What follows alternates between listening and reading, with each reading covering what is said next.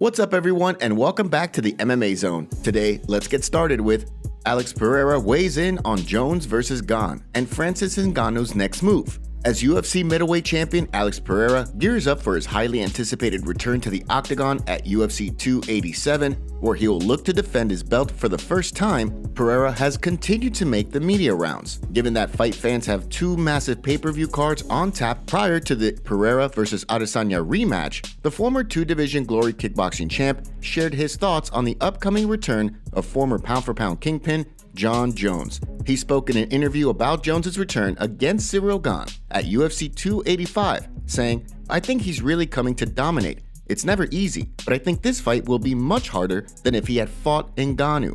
Ngannou is stronger and would want to trade punches with Jon Jones, and Jon Jones is very experienced, has great defense, so I think Jon Jones would beat Ngannou easier." Considering the fact that Ngannou had recently dispatched of Gane himself prior to parting ways with the UFC, many predicted that he would give Jones an incredibly tough fight. With the knowledge and striking pedigree of Pereira, however, it'll be hard for the fight community to go against him in regards to its prediction for a hypothetical Jones vs. Ngannou fight. The middleweight champ was also asked about his thoughts regarding Ngannou's rumored transition to boxing later this year, saying that he thinks a boxing match against Tyson Fury and Ngannou's debut would be suicide. In Pereira's eyes, if Ngannou plans to take boxing seriously, he can go one step at a time and work his way up to a big showdown with Tyson Fury. What do you think about his comments regarding both Jones and Ngannou? Give us your thoughts in the comment section below. Islam Makhachev wants Dan Hooker to be held accountable for IV accusations. According to UFC lightweight champion Islam Makhachev, Dan Hooker needs to be held accountable for his recent claims that he used an IV after weighing in for his Clash of Champions with Alexander Volkanovski earlier this month. The claims kicked up a whirlwind, which forced Makhachev to go on the defense with regard to the alleged IV usage. His co-manager, Brizvan Magomedov, released a statement on the matter, denying the usage, before Makhachev himself then took to Twitter to call for Hooker to be held accountable. Of course, at the same time, his other co-manager, Ali Abdelaziz, was doing some work of his own for Makhachev on Twitter, and not the good kind. Abdelaziz seemed to post a tweet that many, including Ariel Helwani, took to be incriminating. While Makhachev and his team were doing damage control and refuting the claims, Abdelaziz was on Twitter creating more controversy by claiming that fighters can take 2 to 3 liters of IV fluid as long as it's administered by a medical professional. As many, including ESPN's Brett Okamoto, have pointed out, this isn't the case. Stay tuned for updates on this situation as they become available. Carlos Mota released by UFC after 2-year suspension. News surfaced this week that former LFA flyweight champion Carlos Mota had tested positive for a performance-enhancing drug known as meldonium in his octagon debut against Cody Durden late last year.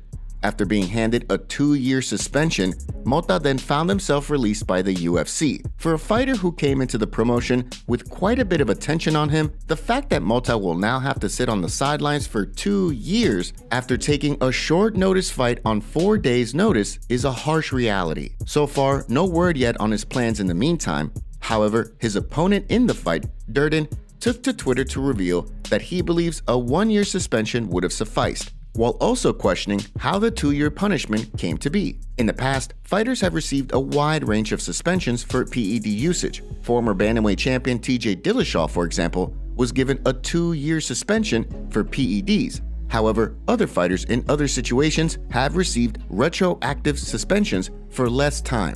Before we continue, make sure you give that like button some love and be sure to subscribe to the MMA Zone for all of the latest news.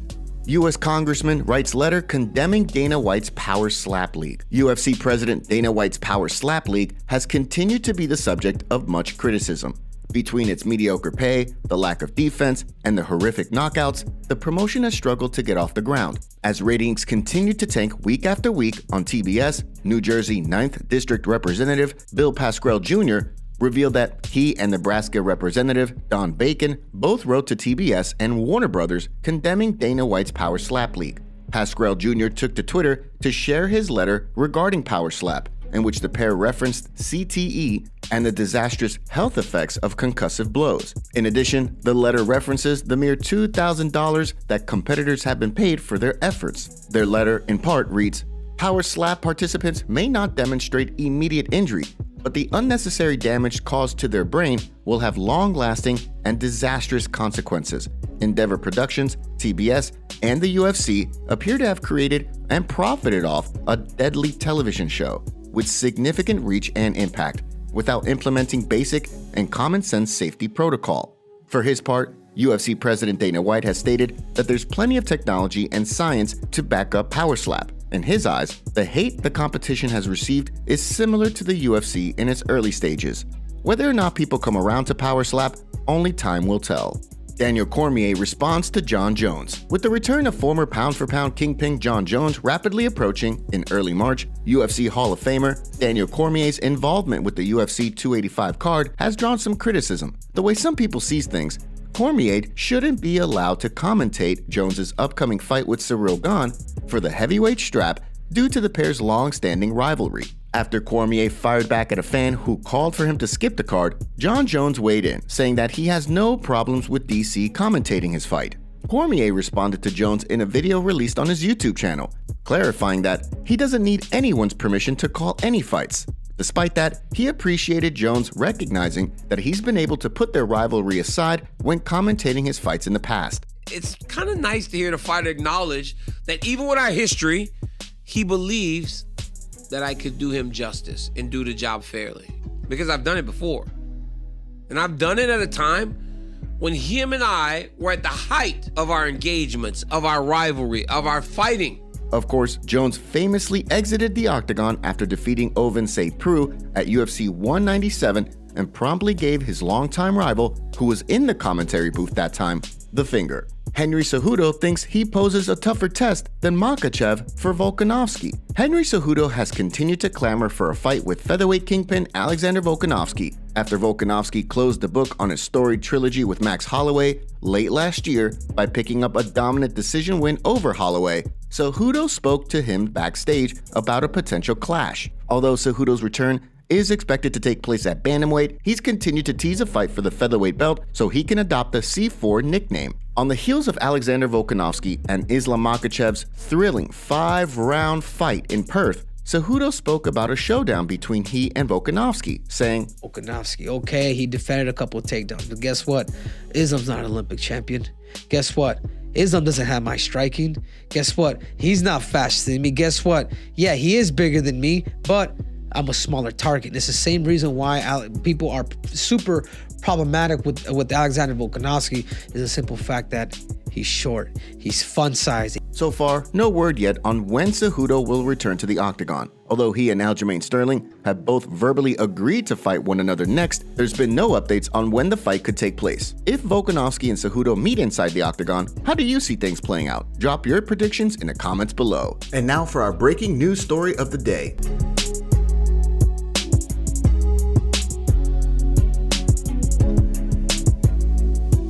Jon Jones doesn't think Ciryl Gane is the best striker he's faced. Ahead of Jon Jones's highly anticipated return to the cage, many have been wondering how the former pound-for-pound kingpin will look after being away from competition for so long. Between the 3-year-long layoff and the fight taking place at a new division, many are doubting Jones's chances against Ciryl Gane. Ahead of the fight, Jones engaged with some fans on Twitter to discuss the fight, revealing that, if anything, at his new weight class, he feels faster, more explosive, and more powerful. Although Jones did not have true one-punch knockout power at 205 pounds, he feels as though he does now at heavyweight. Jones also responded to a tweet from a fan who asked whether the former champion believes Gane is the best striker he's ever faced. Given that many have praised Gane as one of the best strikers in the heavyweight division today, Jones left fans shocked with his response. Thiago Santos, Lyoto Machida, the list goes on. I fought many guys who were nasty on their feet, guys with very intimidating one-strike knockout power.